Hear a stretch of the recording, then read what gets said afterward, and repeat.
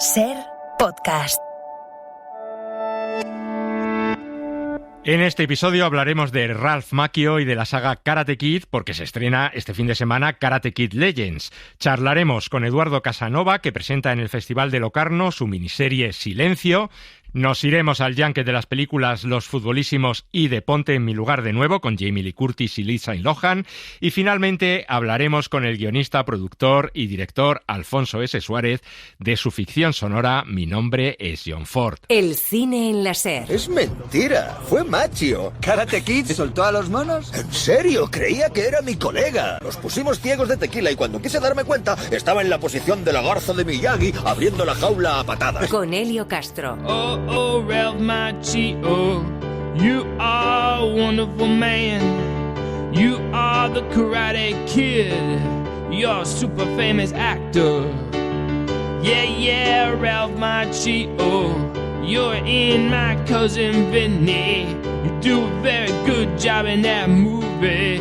You're a talented man. Ralph Macchio, o Ralph Macchio, como se dice en esta canción, es el primer protagonista hoy en el cine en la SER. El actor, que tiene ahora 63 años, no se puede decir que haya tenido una deslumbrante carrera cinematográfica, si exceptuamos, claro, sus comienzos en Rebeldes, de Francis Ford Coppola, y su papel en Karate Kid, que le convirtió en un icono para toda una generación que creció en los años 80. Su figura ha sido recordada en muchas canciones. Cobra Kai, Miyagi-Do, Ralph Macchio. Cobra Kai, Miyagi-Do, Ralph Macchio. Cobra Kai, Miyagi-Do, Ralph Macchio. Cobra Kai, Miyagi-Do, Ralph Macchio. Y también en muchas películas y series de televisión. Hemos escuchado al principio un diálogo de El Séquito y ahora vamos a oír un momento de la serie Cómo conocí a vuestra madre, cuando se organiza una despedida de soltero a Barney, el ligón, y uno de sus deseos es que aparezca en esa fiesta un personaje de Karate Kid. La presencia de mi ídolo de todos los tiempos, Karate Kid. Karate Kid fue un conmovedor clásico de los 80 sobre un chico interpretado por Ralph Macchio que vence al matón del barrio, interpretado por William Zabka. Al menos así lo veía la mayoría. Aquí le tienes, igual de bueno que cuando su póster desplegable le dio a una chica el valor de explorar la cambiante topografía de su anatomía. ¡Karate Kid! Barney, soy Ralph. Oye, siempre es un halago. ¡No! ¡Odio a Ralph Macchio! ¡Le odio! No es Karate Kid. Karate Kid era William Zabka, pupilo estrella del Cobra Kai Dojo, a quien este monstruo derrotó con una patada ilegal en la cabeza en el final de película más trágico de todos los tiempos. Era, como dice Barney, legal o ilegal la patada que Ralph Macchio daba a Johnny Lawrence, es decir, a William Zabka en Karate Kid. Bueno, aquí abrimos un debate. Algo de eso se comenta precisamente en Karate Kid Legends, la película que se estrena este fin de semana, con Ralph Macchio, por supuesto, en ella.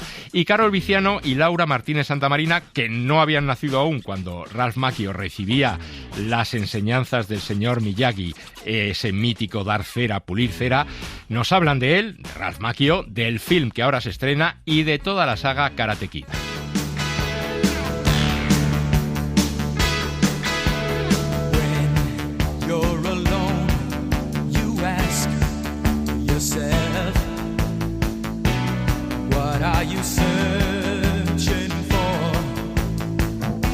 El verano es buena época para recordar y volver a la cultura pop de los 80, siempre apetece. Regresa Ralph Macchio como Daniel LaRusso 41 años después de su primera aparición.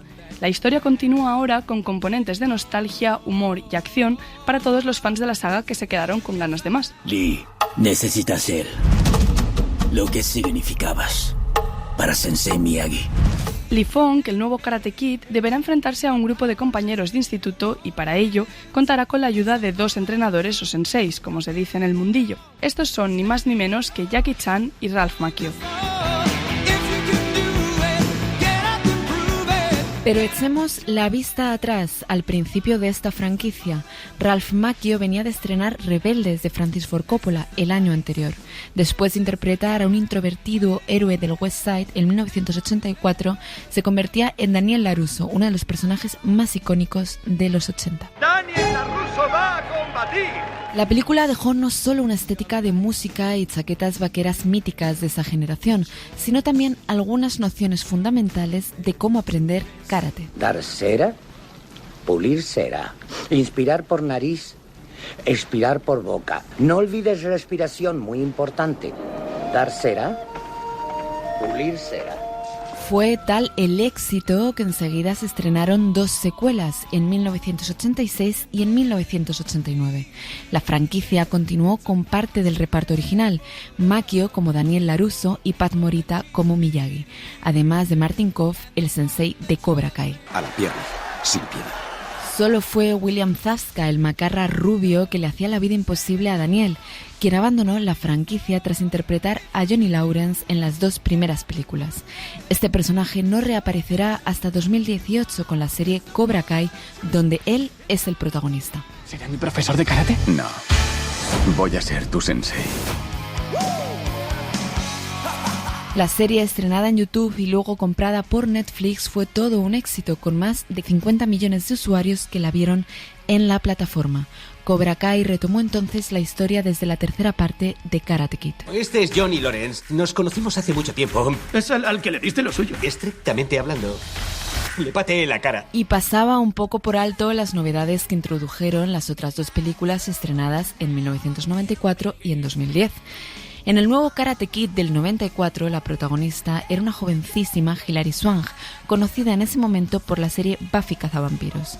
Swank daba vida a Julie, una nueva versión de karateka que se ponía bajo las órdenes del sensei Miyagi, en la que sería su última lección antes de abandonar la saga. El señor Miyagi te está enseñando karate, ¿eh? Un poco. El cambio más radical llegó en 2010, cuando el remake tenía como escenario la China actual, contaba con Jackie Chan como sensei y Jaden Smith aprendía Kung Fu en vez de karate, algo que en la nueva película no han querido pasar por alto y han decidido incorporar a la trama. 2 ramas, un solo árbol.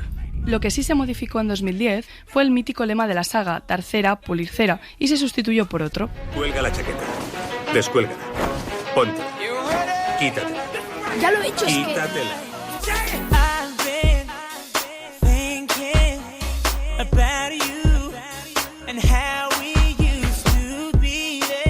Pero no todo iban a ser cambios. Robert McCarmen, guionista del Quinto Elemento y Arma Letal 3, es el creador de Karate Kid desde el inicio de la saga en 1984. De hecho, escribió también el guión de la serie Cobra Kai y vuelve ahora con el de Karate Kid Legends. ¿Merece la pena luchar por ella?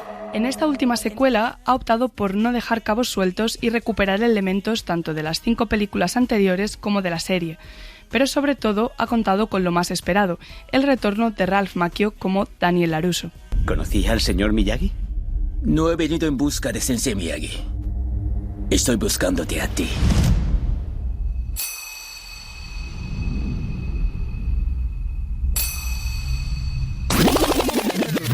Pero, ¿qué fue de Ralph Macchio?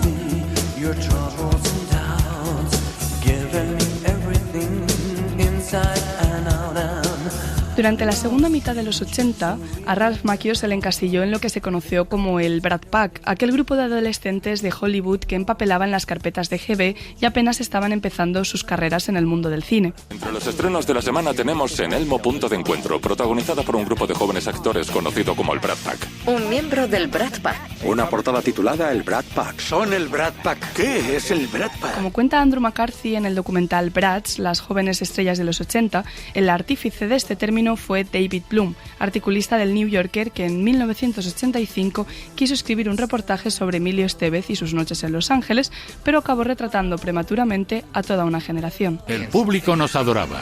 Parecía que cada fin de semana salía una película nueva y otra protagonizada por jóvenes. Y vaya jóvenes, a este grupo se unirían muy a su pesar el reparto al completo del Club de los Cinco, El Rebeldes de Coppola, el elenco de algunos films que han quedado en el olvido, como Clash o Taps, y la que fue el señuelo del Brat Pack, San Telmo Punto de Encuentro.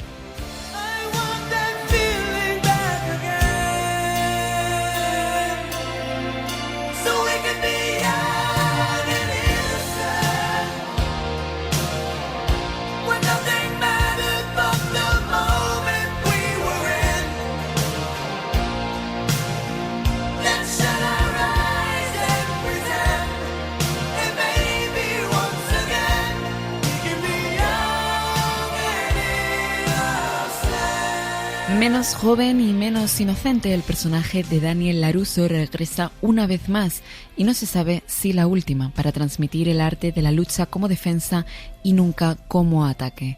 Y esta vez lo hará desde las enseñanzas del señor Miyagi unidas con las de Jackie Chan. Una combinación extraña para algunos, pero que sirve de puente para toda una saga.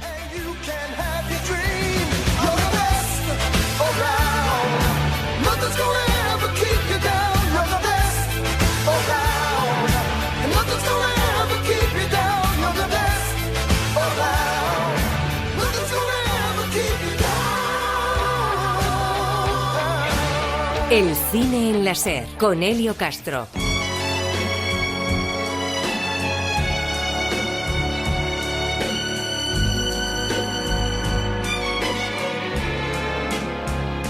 Chissà non supe hablar quando debí. Hay algo en tu mirar que nunca vi. Silencio sin piedad en vez de amor. Mas cuando quise hablar, alguien cantó. Juntos bailando van alrededor. Mientras miraba yo frente a los dos, sentí que alguien habló y era tu voz. Cuando te acarició, alguien cantó. Estamos muy frikis esta semana en el cine en la SER, lo admitimos. Pepa Blanes y José Manuel Romero deben estar rasgándose las vestiduras si oyen esto, pero todo tiene su lógica.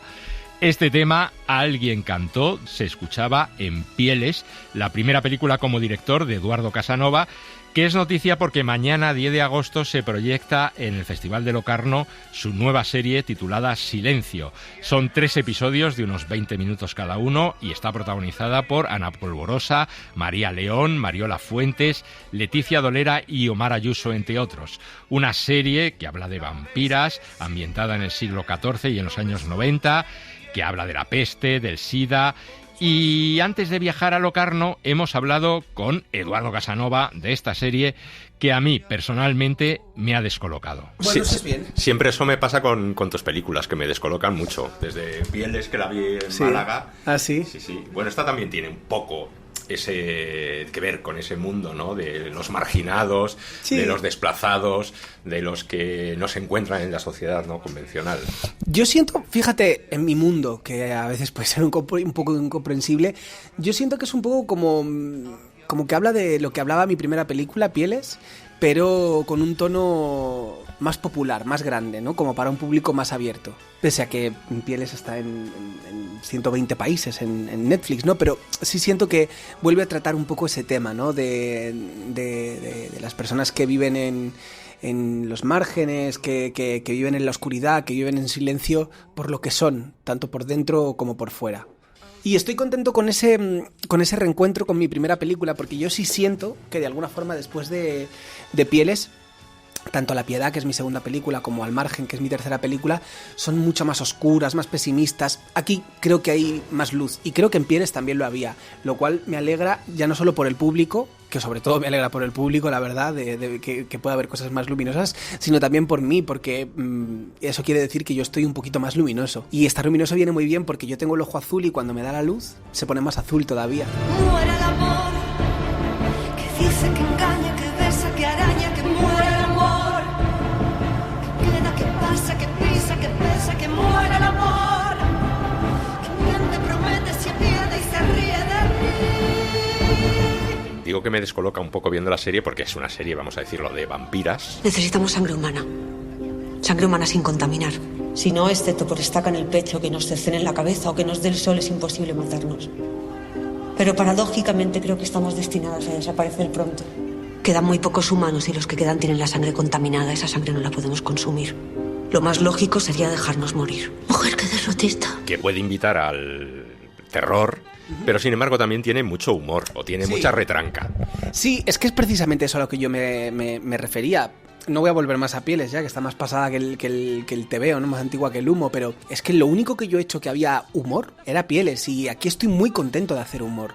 Estoy tan cómodo dirigiendo y escribiendo comedia. Esa comedia, ¿no? No es una comedia tal vez al uso, es una comedia pues negra o satírica en algunos momentos, pero sobre todo muy oscura y muy ácida y muy desprejuiciada. A mí en realidad el humor me encanta. Yo es que creo que cuando he escrito y he dirigido pues, pelis más oscuras es porque tal vez yo no me encontraba bien del todo, y cuando hago humor, porque al final el arte y tus películas son un reflejo de lo que tú eres y de cómo estás tú en ese momento, ¿no? Y cuando hago humor me siento muy cómodo, porque me encuentro bien y sobre todo porque me comunico muy bien a través del humor. Yo tengo una cabecilla complicada, siempre lo comento con mi terapeuta, ¿sí? Tengo una cabeza complicada y siempre comento una cosa que nos hace mucha gracia, y es que a mí me salva el humor. Yo, si esta cabeza complicada no estuviese sujeta porque soy una persona que me gusta reírme y reírme de mis propias desgracias, estaría fatal. La serie son 3 episodios y en total duran 50 minutos, los 3 episodios. ¿Te surgió así? ¿Lo pensaste hacer así? ¿Iba para largo? ¿O cómo fue el proceso de creación? Me surgió así. Yo, la verdad es que cuando me pongo a desarrollar un proyecto, intento no hacer un juicio demasiado industrial, que tal vez lo debería hacer, de lo que deben durar las cosas o cómo deben ser las cosas para la industria. Pienso en lo que debe durar y en cómo se debe contar. Sentía que esta historia, al estar narrada en 3 épocas diferentes, ¿no? En el siglo XIV, en la actualidad y en el año 89, pues tenía algo inevitable de que estuviese partido, ¿no? Que tuviese como 3 actos, 3 capítulos. Y luego sentía que tenía que durar eso. En realidad el primer montaje no duraba eso, duraba mucho más. Pero yo, fíjate, tengo la suerte de no ser uno de esos directores que se enamoran en exceso de sus imágenes, por muy estetas que sean, y las dejan en montaje largas. Yo priorizo siempre al público. Es verdad, no lo parece, pero yo priorizo al público y en entretener al público. Y si tengo que meter tijera, meto tijera. Además, a mí me gustan las cosas cortas. Me refiero a las películas y a las series, no a todo lo demás. Y porque creo que se tragan mejor. Y entonces me apetecía que fuera así. Luego también, no te voy a mentir, tiene esta duración, pero también acaba de una forma que da pie a que pueda continuar, porque por eso es una serie. Ha dado la casualidad de que en este caso, sin pensar de una forma muy industrial, creo que ha salido el proyecto tal vez más industrial que he hecho nunca. En cuanto a tema, unes la peste negra del siglo XIV. La peste negra es el castigo que ese Dios cruel impone a los humanos por su falta de fe. Bendición divina para acabar con la humanidad. Con el SIDA, de los finales de los años 90. ¿Por qué esas 2 enfermedades y por qué tienen en común o cómo lo ves tú? Bueno, esas 2 pandemias no tienen... socialmente no pueden no tener nada que ver, porque bueno, la pandemia del SIDA ha vivido cosas muy concretas que no han vivido otras pandemias, ¿no? Pues en su época, cuando nació, fue como monopolio de los hombres homosexuales, hasta que se descubrió. A día de hoy, pues no son los hombres homosexuales, evidentemente, quien portan el VIH, sino pues a día de hoy el mayor porcentaje de personas son mujeres. O sea que hay muchas distinciones, hay muchas diferencias, ¿no? El estigma social del VIH o del SIDA, que está linkeado con la homosexualidad, que está linkeado con la promiscuidad, con el sexo, ¿no? Que eso hace que sea todavía mucho más estigmatizable. Eso no sucedía con la peste. Pero hay una cosa que no cambia en las pandemias, ¿no? Y es el rechazo y el miedo al enfermo o a la persona que porta la enfermedad. Entonces me parecía que era una forma muy buena de explicar pues cómo rechazamos a las personas que han contraído una enfermedad. Todo vinculado también con la sangre, ¿no? Claro. Todo vinculado con la sangre, porque yo creo que la metáfora no está tanto en la serie entre la peste negra y el VIH o SIDA. No creo que esa sea la metáfora.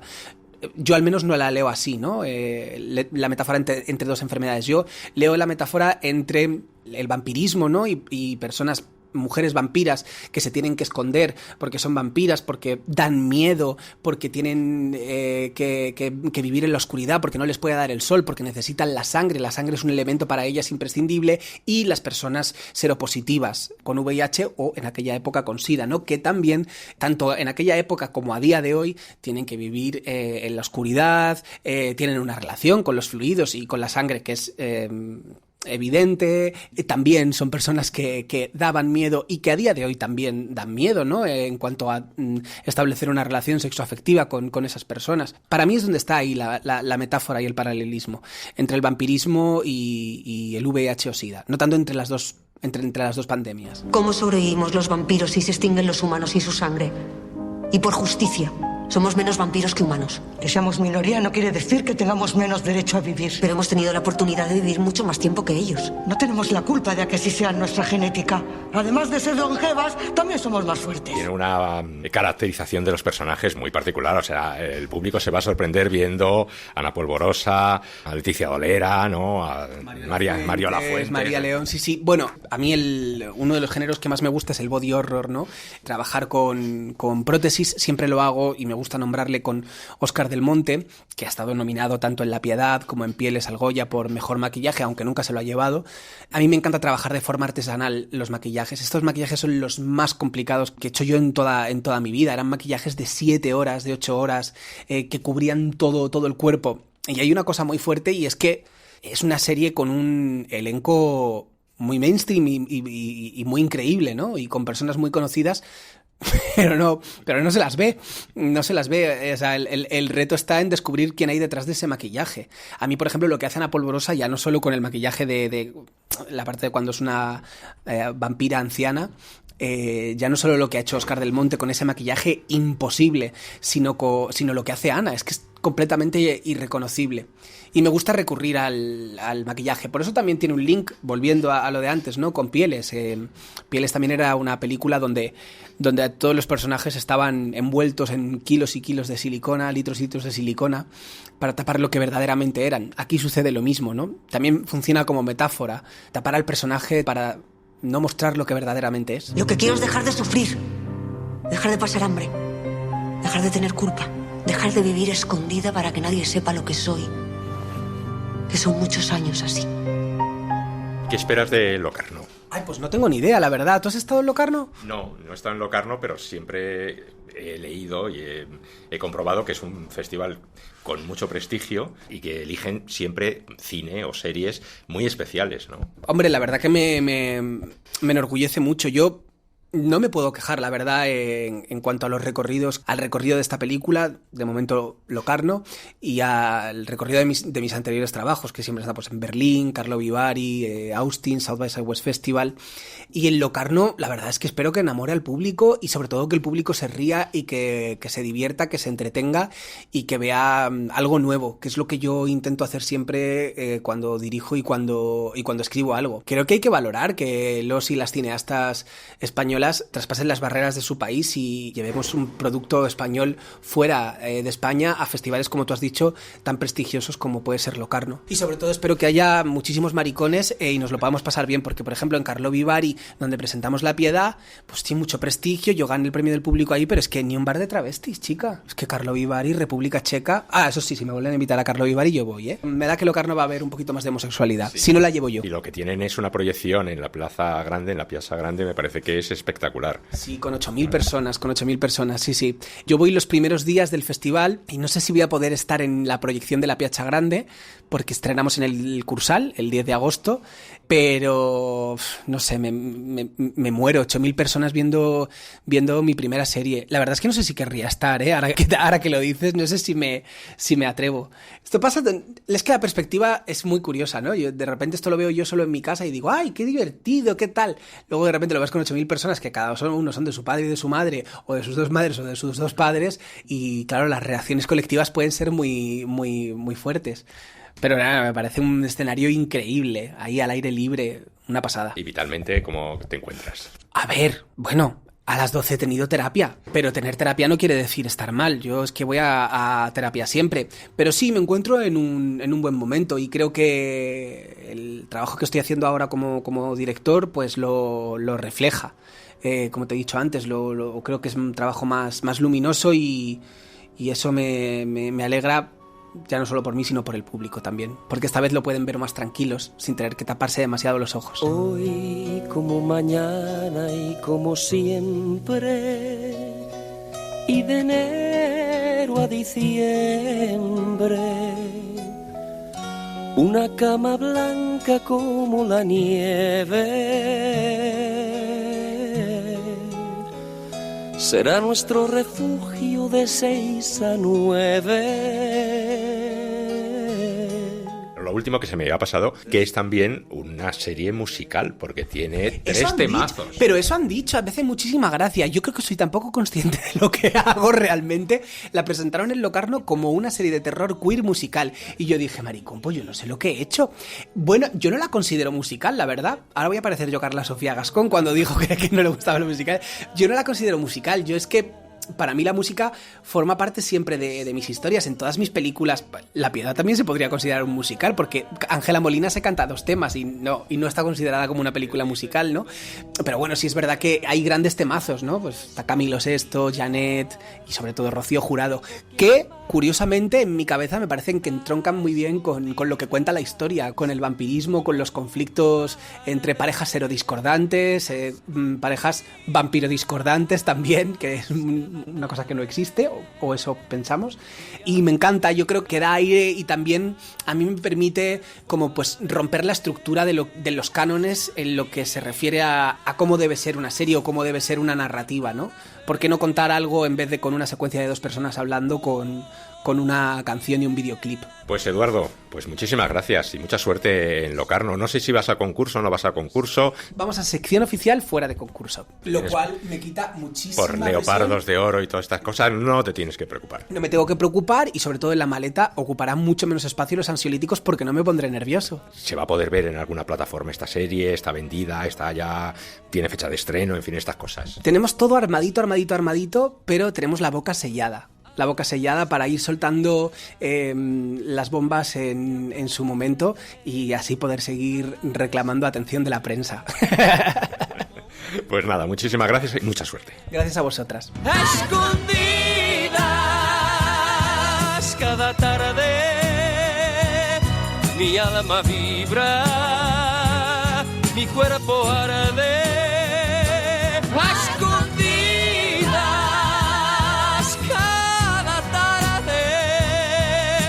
Siento piel de ángel, escondidas, piel de ángel. El cine en la SER, con Elio Castro.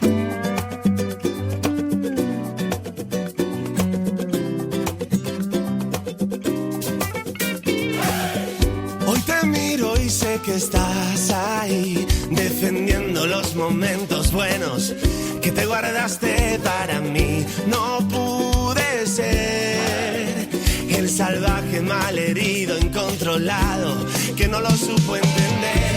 Hoy vengo a decirte que yo soy igual que tú. Seremos superhéroes convirtiendo nuestra luz. Detrás de la tormenta el sol de nuevo brillará. Solo si quieres tú. Uno de los estrenos de la semana es Los Futbolísimos, el misterio del tesoro pirata. Los Futbolísimos es una serie de libros infantiles y juveniles escritos por Roberto Santiago y que narran las aventuras de un equipo de fútbol llamado Soto Alto y en donde se combinan historias de fútbol con algunos misterios que tienen que resolver los chavales, ¿no? Los libros se han adaptado al cine y al teatro. En 2018 se estrenó la primera película y ahora llega esta segunda entrega. Joel Peña ha charlado con el director de esta película, Miguel Ángel Lamata, y con los protagonistas. Me llamo Francisco García Casas, pero me llaman Paquete, por mi gran habilidad para lanzar penaltis. Y este es mi equipo, el Soto Alto Fútbol Club. Estamos unidos por un pacto, que siempre jugaremos juntos, pase lo que pase.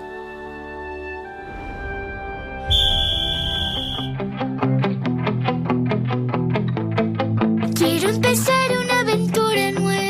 Parece que no ha pasado el tiempo, es lo que estábamos hablando antes, Joaquín y yo, que es como que parece que fue ayer cuando estábamos rodando la primera. Hemos podido ver cómo el público primero la disfrutó mucho en los cines, la película fue un éxito, y después en televisión, en plataformas, no ha hecho más que de alguna forma renovar sus votos, ¿no? Es decir, ha seguido entusiasmando al público más joven, pero también a sus padres, a sus tíos, a sus abuelos. Es, bueno, como que ha habido bastante convicción de que el universo Futbolísimos podía tener más vida cinematográficamente, ¿no?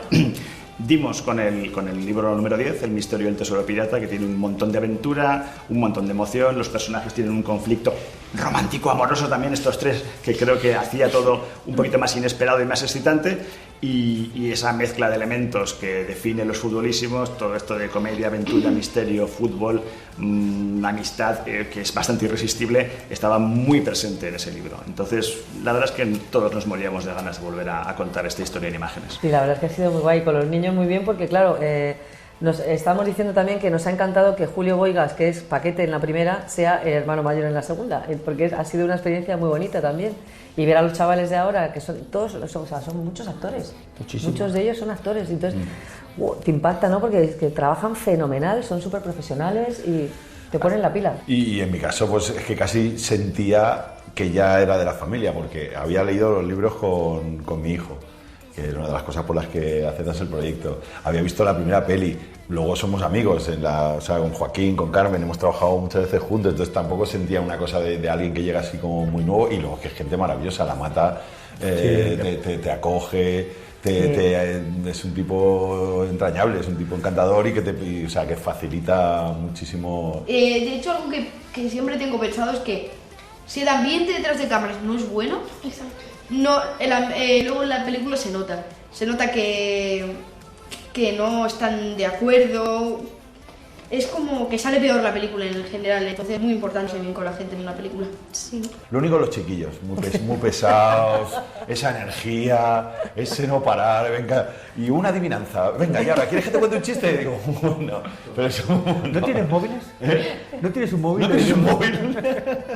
No, son fantásticos. Estos niños se lo han pasado, yo me lo he pasado genial con ellos, al ser el entrenador junto con Norma de los chavales y chavalas, hemos estado prácticamente todo el tiempo con ellos y son muy buena gente, son muy divertidos, muy inocentes algunos, otros no tanto, y me he divertido un montón. Hablando de los temas, por poner un pero a la película, no entiendo en qué se han basado cuando hablan de una estafa, o sea, de un caso de corrupción. ¿En qué se han fijado? Yo esto no lo entiendo. Yo creo que ahí los guionistas... Para que el espectador entienda lo de la estafa inmobiliaria tiene que suceder lo de la suspensión de la incredulidad, ¿no? Que digan, bueno, es cine, claro. Es cine, claro. Hay gente que engaña a otra, ¿no? Claro. Que es unas sagas, hay muchas historias ahí, 26 libros. O sea, y ese realmente es la ventaja que tenemos, ¿no? Que tenemos los libros de Roberto Santiago, historias muy emocionantes y que ojalá se lleven al cine, ¿no? Sería una buena noticia para todos. Pero sobre todo porque los lectores les ha gustado las adaptaciones, ¿no? Entonces, oye, si hay que esperar 7 años, esperan, pero yo creo que estamos preparados para hacer la siguiente quizá el año que viene, ¿no? ¿Puede ser? Sí, por favor, yo no quiero esperar 7 años, yo quiero hacerla. Sí, sobre todo porque dentro de 7 años te empeñarás en crecer. No, por favor. Ya, nadie quiere crecer. Vamos a brillar como superestrellas, todos de la mano juntos hasta el final.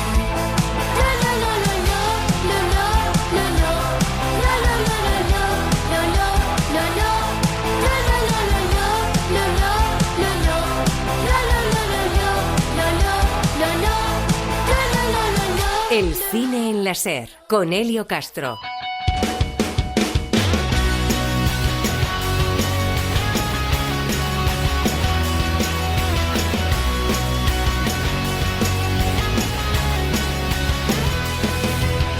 You're the kind of friend who always bends when I'm broken. Like remember when you took my heart and put it back together again. I've been wasting time with clueless guys, but now it's over. Let me tell you why I'm through. I've got someone new who's just like you. You're it, you're the ultimate. It's automatic, I'm sure of it, no lie. So don't even try to tell me that you're not the guy. 'Cause I've been waiting all my life, someone just like you. But you're it, Estamos escuchando a Lindsay Lohan cantando Ultimate, el tema central de la película Ponte en mi lugar, un film de hace 23 años protagonizado por la propia Lindsay Lohan y por Jamie Lee Curtis, que hacían de madre e hija y que se intercambiaban los cuerpos. Bueno, pues ahora se estrena la segunda parte, que se titula Ponte en mi lugar de nuevo, y Laura Martínez Santamarina ha charlado con todo el equipo de la película.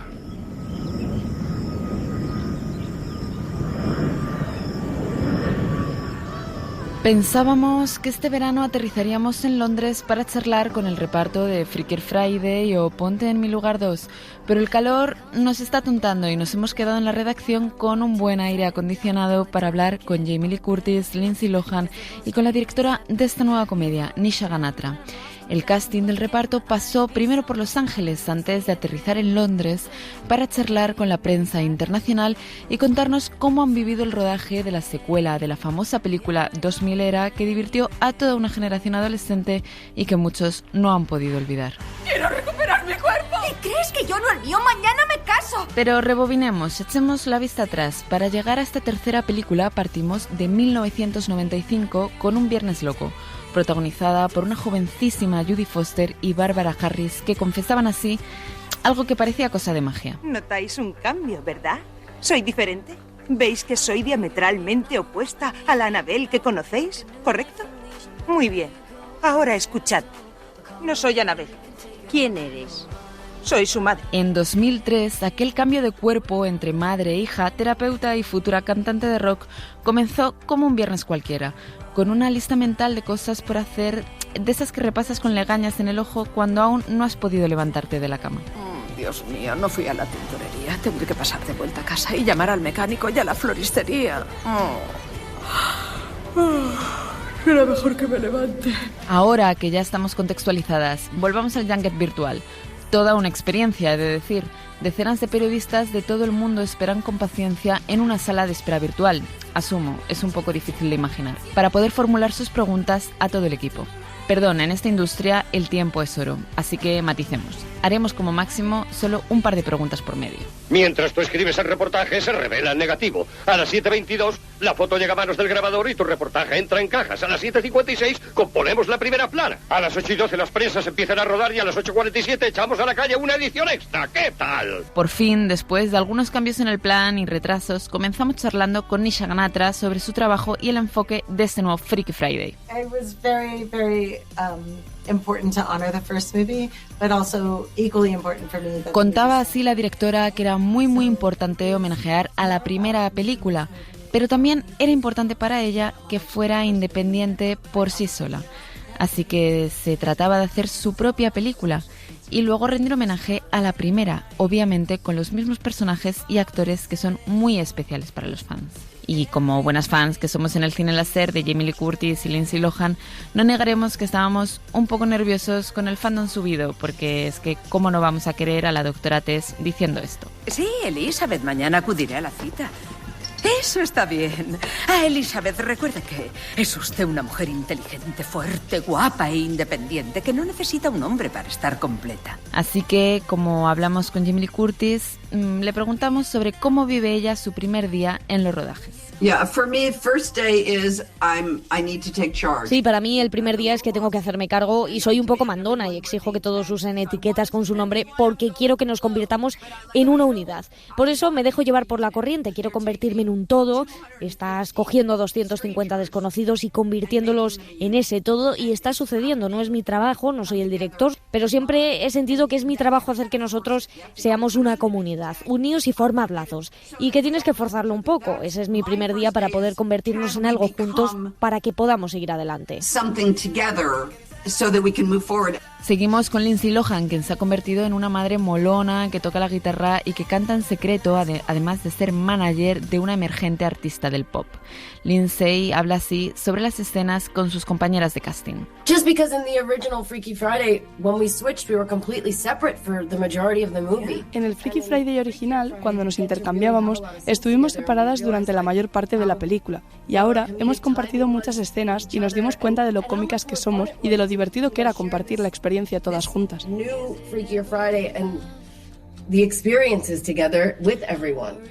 Después de un par de horas, la rueda de prensa finaliza. Los medios han lanzado sus preguntas y estamos listos para escribir nuestros reportajes, críticas, piezas.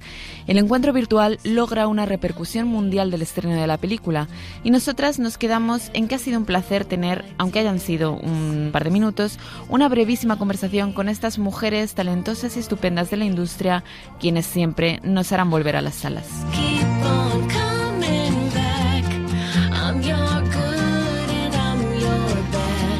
You're my baby, and love was made to last. I'm your sunshine, I'm your rain.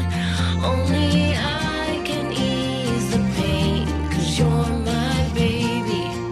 Oh, 'cause you're my baby. El cine en la SER, con Elio Castro.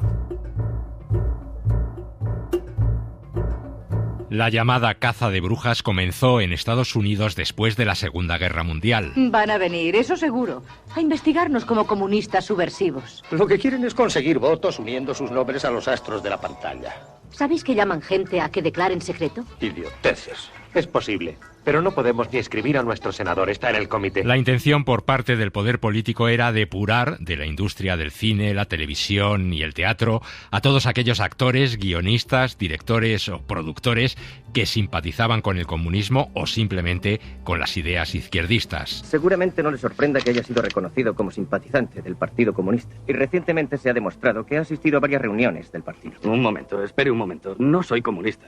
Hace 10 o 12 años fui a un par de reuniones. Eso es todo. Nada más. Sí, ya lo sabemos. Nadie intenta involucrar. ¿Está claro? Graf ha pedido al comité que le dé una oportunidad para aclarar sus pasadas afiliaciones. No hay nada que explicar. Solo asistí a un par de reuniones. Eso es todo. El Comité de Actividades Antiamericanas de la Cámara de Representantes del Congreso de los Estados Unidos centralizó la investigación en el mundo de Hollywood. Son comunistas. ¿Por qué cree que deberían ser protegidos? Tenemos que proteger a este país de las ideas que están propagando a través de sus películas y sus programas de televisión. En octubre de 1947, 10 cineastas, entre los que se encontraban guionistas como Dalton Trumbo y directores como Edward Dmytryk, fueron llamados a declarar por el comité. Ahora lo único que le pedimos que haga de buena fe, y para que quede exculpado de sus pasados errores, es que nos ayude a identificar a las personas de esas fotografías. No quiero ser un delator.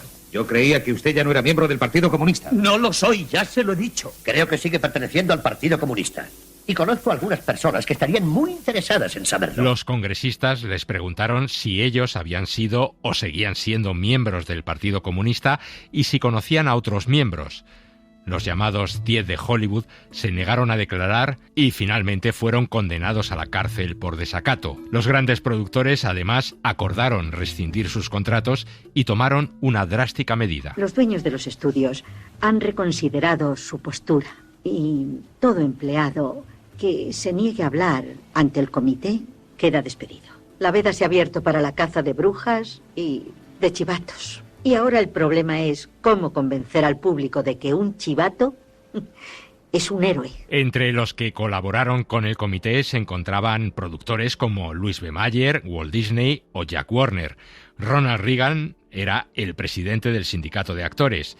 Fueron los llamados testigos amistosos. Para ellos, los 10 de Hollywood habían sido unos idealistas sin sentido de la realidad. ¡Que esos hombres y sus familias no conseguirán nada ni van a cambiar nada! ¡Nada! Y que después de la cárcel, después de 5 o 6 años de ostracismo, si le conviene a algún productor fascista contratar a un escritor comunista para salvarse porque su película va mal, lo hará y el otro aceptará. Rodarán películas, comerán juntos, jugarán al tenis, flirtearán con sus mujeres. Así que ¿para qué diablos ha ido a la cárcel? ¿Para qué? ¿Para jugar a la política? Algunos de los que colaboraron con el comité, como John Wayne, lo hicieron por motivos ideológicos. Creían que apoyaban a su país en la lucha contra el comunismo y contra la Unión Soviética en el comienzo de la Guerra Fría. Delatar a compañeros durante aquellos años se convirtió en un siniestro juego que tenía como fin salvar la propia piel. Tú me cuentas tus problemas y yo te cuento lo del hombre del Comité de Actividades Antiamericanas que me dio nombres para que yo los dé en Washington. En ese contexto histórico es donde el guionista y realizador Alfonso S. Suárez, autor de obras como Voces en Imágenes o Writing Heads, Hablan los guionistas, sitúa la acción de su ficción sonora Mi nombre es John Ford, una historia que recrea una reunión del Sindicato de Directores de Cine Americano en octubre de 1950 en plena caza de brujas.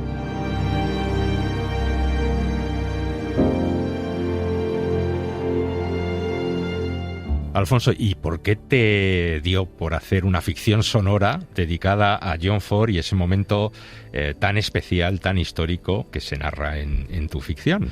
Bueno, yo creo que parte un poco de la curiosidad. Como salen tantas cosas. Yo siempre había escuchado esta frase de John Ford, de mi nombre es John Ford, y siempre la atribuía, bueno, a un momento en concreto, a la caza de brujas, pero no tenía muy claro en qué contexto se había dado. Y entonces, bueno, pues investigando descubrí que esto había ocurrido no en el Comité de Actividades Antiamericanas, que es donde ocurrían casi todas las cosas, sino que había ocurrido en una reunión del Sindicato Americano de Directores de Cine, en una reunión además en la que estaban los 200 directores de cine más importantes de la época y estaban todos. No solo estaba John Ford, claro, estaba Mankiewicz, estaba John Huston, estaba Howard Hawks, estaban prácticamente Robert Van Mulligan, estaban prácticamente todos. Y de repente, bueno, pues indagando un poco qué había ocurrido en esa reunión, pues descubrí que durante 7 horas todos estos genios del cine de repente habían estado hablando de libertad, de patriotismo, de temas muy, muy importantes y además cada uno con un punto de vista muy interesante y muy distinto en ocasiones. Y investigando, pues llegué a la conclusión de que eso, por conflicto, por personajes, por trama, pues eso daba lugar a una ficción. A una ficción sonora que además tú has recreado y en donde la radio juega un papel muy importante. Bienvenidos a lo que promete ser una jornada de radio única.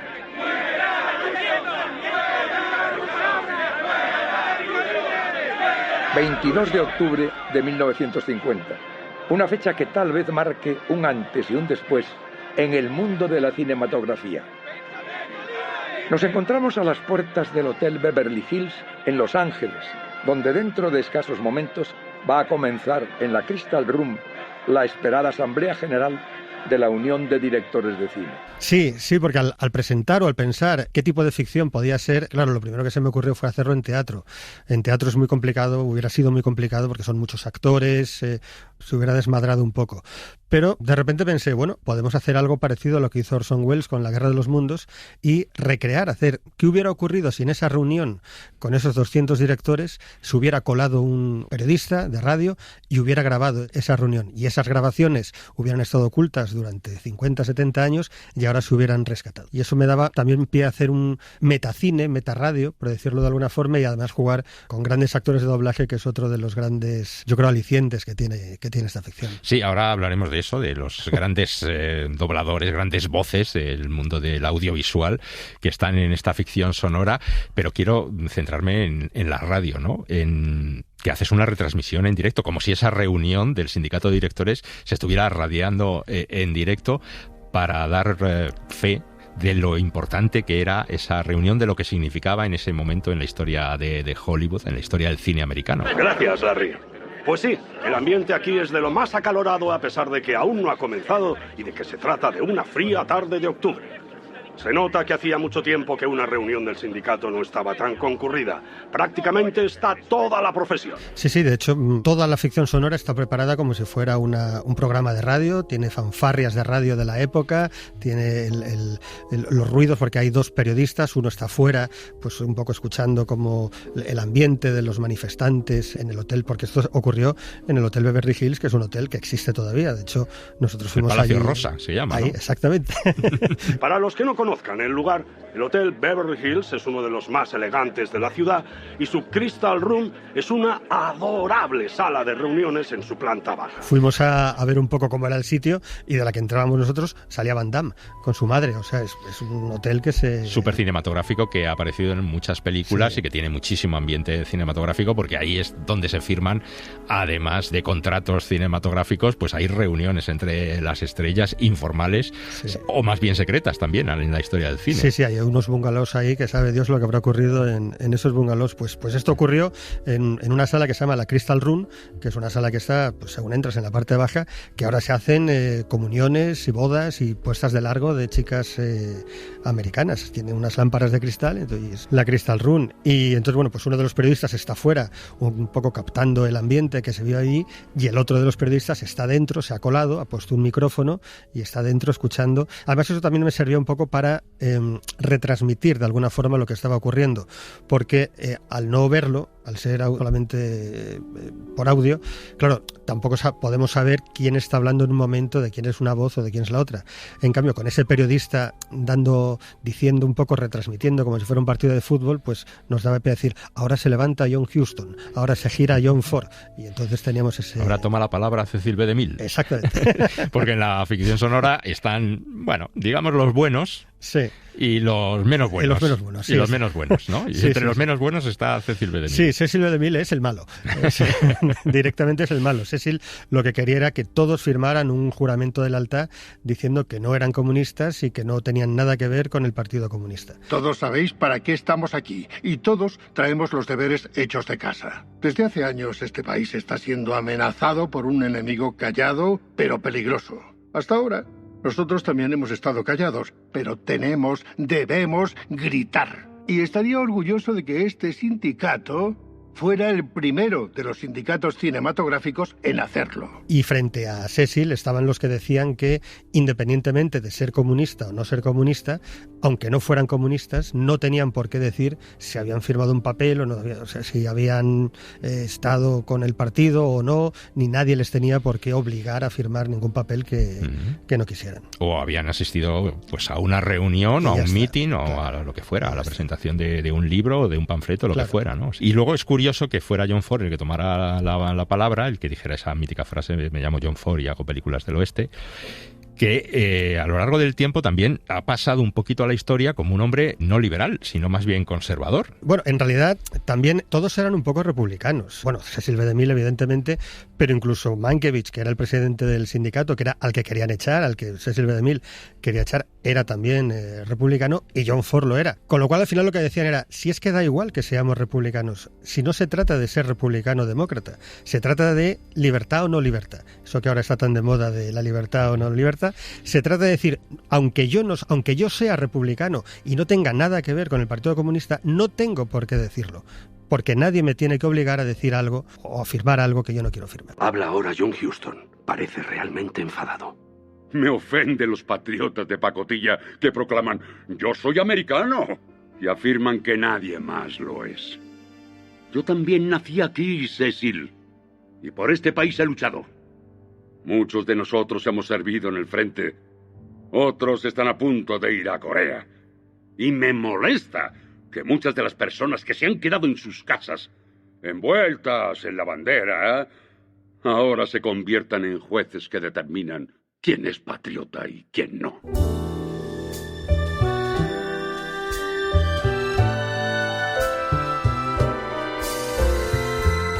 ¿Y por qué te interesa esa época precisamente de Hollywood? Bueno, siempre me ha interesado ya desde un punto de vista cinéfilo, por decirlo así. De hecho, Mankiewicz yo creo que es, junto con Billy Wilder, el director que más me interesa por su capacidad un poco camaleónica de saltar de género en género, de hacer incluso un western fantástico y hacerlo todo bien. Y descubriendo un poco lo que había pasado ahí, vi que también era un poco un reflejo de lo que tal vez está pasando ahora. Todo esto del patriotismo malentendido, la libertad malentendida, me permitía jugar con unos conceptos que han ocurrido hace 70 años, pero si escarbas un poco son los mismos conceptos con los que estamos abriendo hoy los informativos. Sí, hay un paralelismo entre el Hollywood de ayer y el de hoy. Claro, eso está muy claro y cada vez más, además, esa bipolaridad que había durante la caza de brujas está volviendo, lo estamos viendo día a día. ¿Y ahora Hollywood es más valiente o más cobarde que entonces? Yo quiero pensar que es más valiente, pero bueno, no lo sé, te lo digo en unos meses, porque tal y como están las cosas. Cambia cada día, ¿no? Cambia mucho. Oye, hemos dicho antes que has utilizado las grandes voces del doblaje de España. ¿Quiénes ponen las voces a estos personajes? Pues yo creo que están los más importantes. A mí siempre me ha gustado mucho el doblaje. De hecho, yo hace unos años hice un documental sobre doblaje que se llama Voces en Imágenes, en el que estaban pues prácticamente todos. Estaba Elsa Fábregas, que había hecho a Escarlata O'Hara en Lo que el viento se llevó. Estaban prácticamente todos. Pero les había entrevistado, nunca había trabajado con pocos de ellos en doblajes. Y entonces, bueno, pues esta vez me he quitado un poco la espinita y yo creo que de las voces clásicas y de hombres, porque claro, en la reunión, salvo una mujer que es Eda Hopper, que está fuera un poco... Sí, que también la utilizas ahí para malmeter un poquito. Para malmeter, exactamente. Es lo que hacía, básicamente. Tenemos con nosotros a una de las personas que mejor conocen los entresijos de Hollywood, la cronista Eda Hopper. Señorita Hopper, ¿qué puede decirnos sobre lo que va a ocurrir ahí dentro? Que se van a poner las cosas en su sitio, querido amigo. Es hora de que todos demos un paso al frente y digamos alto y claro que estamos a favor de este país y en contra de ideas revolucionarias y peligrosas. Pues salvo Eda, que es María Luisa Solá, que es la gran reina del doblaje ahora mismo en España, pues el resto son los grandes clásicos del doblaje en España. Pues está, los protagonistas por personajes y por tiempo, tal vez sea Camilo García, que es Cecil B. DeMille, y Mario Gas, que es Mankiewicz, pero luego está Ricardo Solans, está Javier Dotú, está Miguel Ángel Jenner, está Salvador Aldeguer. Yo creo que están prácticamente todos. Incluso hice un pequeño guiño. Yo siempre tuve claro que para mí John Ford, la voz de John Ford, si esto salía, tenía que ser Claudio Rodríguez. Y Claudio Rodríguez falleció hace ya unos años, pero antes de que falleciera le dije: estoy preparando un proyecto, me gustaría contar contigo, tal. Y él lo grabó. Y al final, como falleció, pues yo creo que es la última interpretación de Claudio haciendo de John Ford. Y Claudio, pues es la voz de Charlton Heston, de Burt Lancaster, de Sean Connery. Es una de los grandes clásicos del doblaje en España. Mi nombre es John Ford, hago westerns.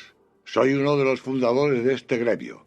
Debo levantarme para proteger a la Junta de alguna de las acusaciones hechas aquí esta noche. Antes de comenzar, me gustaría decir que he estado al lado de Mankiewicz durante toda la pelea. Me pone enfermo y estoy harto y avergonzado de todo este maldito asunto. Me da igual el bando. Si lo que querían era romper el gremio, maldita sea, lo han hecho muy bien esta noche. Bueno, pues para estas tardes de verano, nada mejor que tumbarse en una hamaca o en una butaca ahí, al fresco, o en la playa, y escuchar esta ficción sonora, ¿no? Mi nombre es John Ford, pero ¿dónde se puede escuchar? Pues antes te decía esto de próximamente en los mejores cines, pero yo creo que ahora hay que cambiar el chip, hay que decir en las mejores plataformas. Yo creo que está en prácticamente todas las plataformas de audio. Que busquen y la si encontrarán. No, en mi nombre es johnford.com, hay una página fantástica y ahí están todos los enlaces. Claro, pero eso me lleva a preguntarte, ¿tú vives de las ficciones sonoras? ¿Esto da para vivir? Está muy bien realizada, está muy bien guionizada, es muy entretenida, pero no dejan de ser veintitantos minutos, ¿no? Sí, es 30 y pico minutos. No, digamos que esto ha sido un capricho que nos hemos dado todos. Y cuando digo todos me refiero pues desde la productora, que es Marta Baonza, a través de Traducine, que es su productora, hasta los actores de doblaje, los técnicos, la escuela de doblaje de Madrid, que también todas las voces de los manifestantes que están fuera son alumnos. Pues esto ha sido un poco un capricho que nos hemos querido dar, de decir, vamos a hacer una ficción sonora, un poco un radioteatro a la antigua, ¿no? Yo hace unas semanas estaba viendo en la tele y cambiando vi 12 hombres sin piedad y dije, vamos a hacer un 12 hombres sin piedad en plan versión sonora y con las grandes voces. Sí, pero que es una manera también de contar la historia del cine, no solamente de Hollywood, sino que se podría también extrapolar a España y hacer pues esas ficciones sonoras que nos cuenten qué cosas pasaron en Sí, porque en además hay una labor periodística, quiero decir, muchas de las frases que se dicen en la ficción son las frases originales. O sea, yo hablé con el Sindicato Americano de Directores y me dieron los artículos, las actas de la época, y son las frases originales y los argumentos originales que daba John Huston, que daba Cecil B. DeMille, lo que decían. Algunas son las frases exactas, con lo cual también es una forma de entender la historia y de conocer la historia. Sí, lo demás, lo único que cambia es, digamos, el adorno que haces tú de situarlo eso en un programa radiofónico, ¿no? Pues muy bien, Alfonso, no sé, el próximo Ficción Sonora, ¿cuál va a ser? Ya me imagino que estás preparando algo. Bueno, ahora estamos preparando otra cosa, pero yo creo que ya no va a ser ficción sonora, a lo mejor es ya ficción más visible. Ya te lo contaré en unos meses a ver si está cuajando. Está cuajando. No, vale, nos dejas ahí con el sabor en la boca, pero vamos, te seguiremos. Gracias. Y invitamos a todos los oyentes a que escuchen esta ficción sonora. Mi nombre es John Ford, que la busquen a través de internet y que la disfrutarán seguro y que aprenderán muchísimas cosas de lo que ocurrió allí. Gracias, hasta luego. Gracias.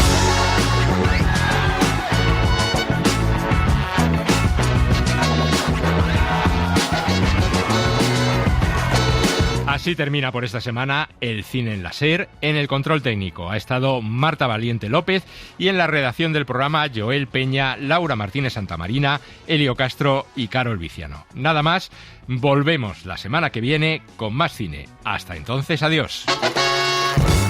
Para no perderte ningún episodio, síguenos en la aplicación o la web de la SER, Podium Podcast o tu plataforma de audio favorita.